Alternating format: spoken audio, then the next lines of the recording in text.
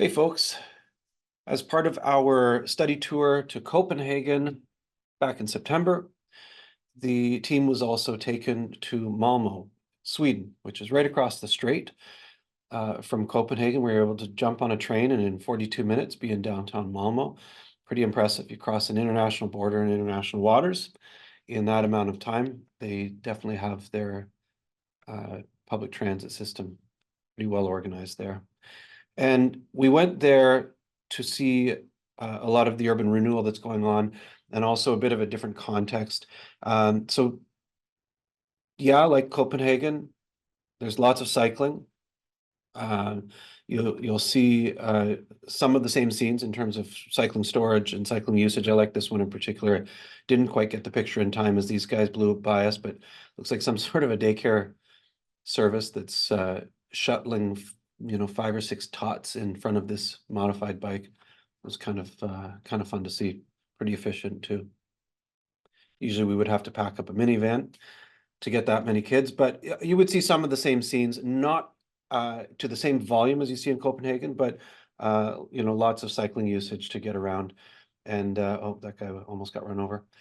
So that was some of what was similar about Malmo compared to Copenhagen, but we were also brought there to see some of the contextual differences.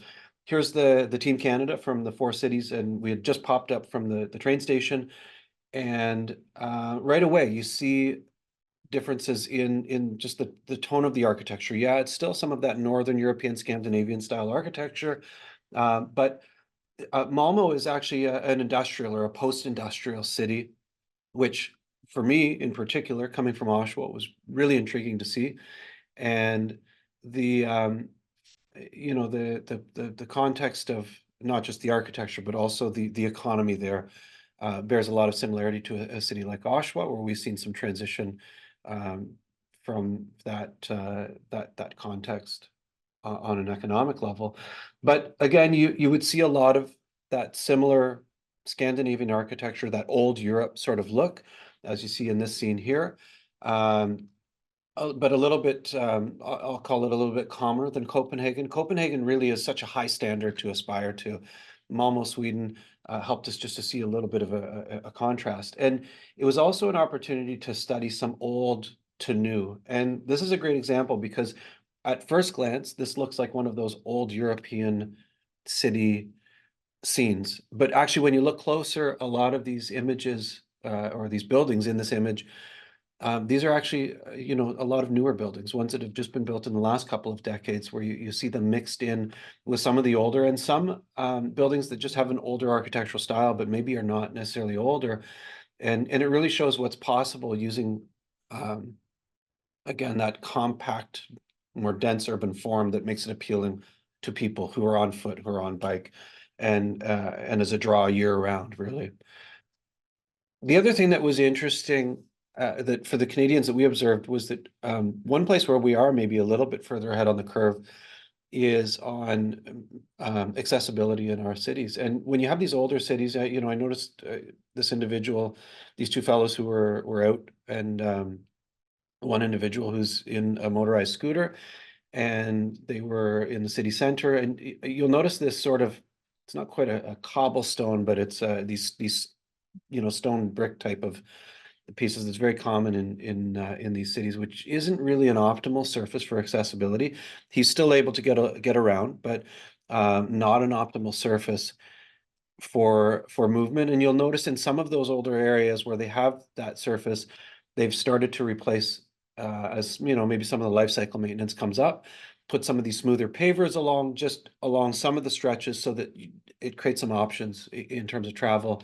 And of course, they've worked in the grate here for storm drainage. But that sort of contrast in old and new, and how they're going through that transformation was interesting to observe for accessibility for people who are using mobility devices.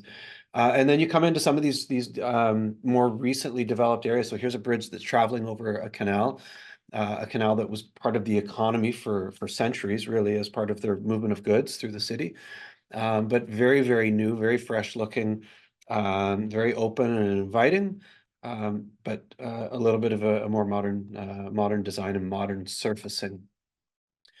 The The other thing that was interesting, speaking of one of the canals here, along one of the canals, is you just see some of this newer architecture, but still appealing and invites you out into the public realm.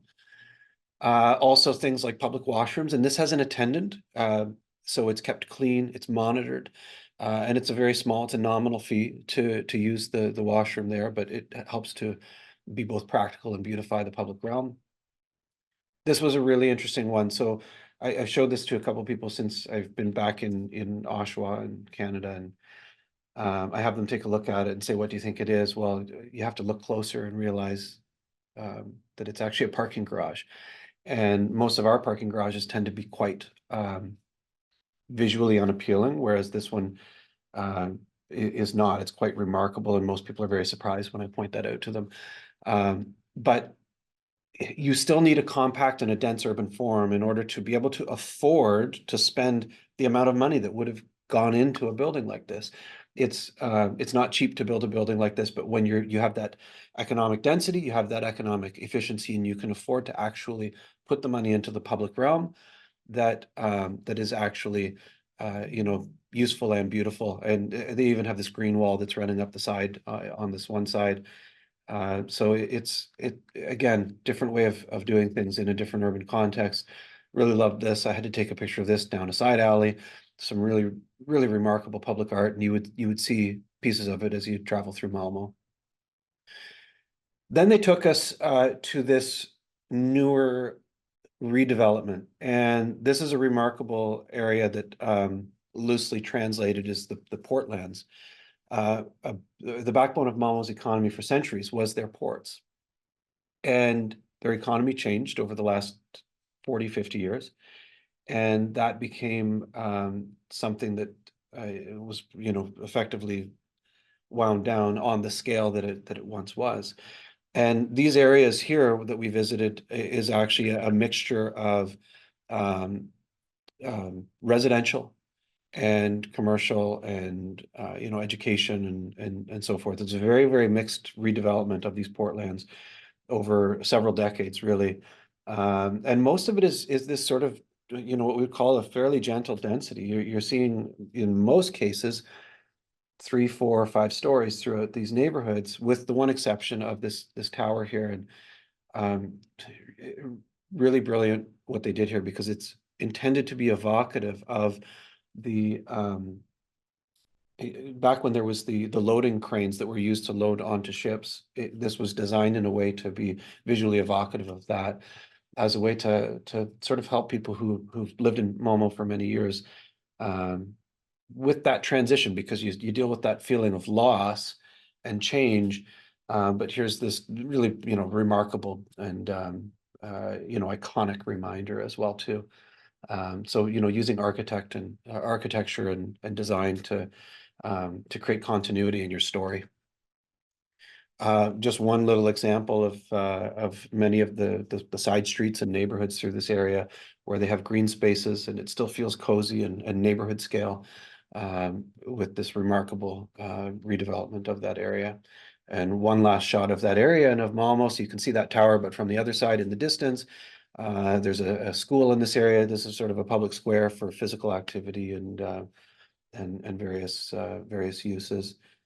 But it's a really interesting context, because Copenhagen is almost, it feels sometimes unachievably remarkable when we think about urban transformation here in certainly in my context in Oshawa, our context here, but in North American cities in general, where we're trying to rebalance from the suburban sprawl to something that is more human scale, but also use the land in a way that makes it more efficient and economically viable.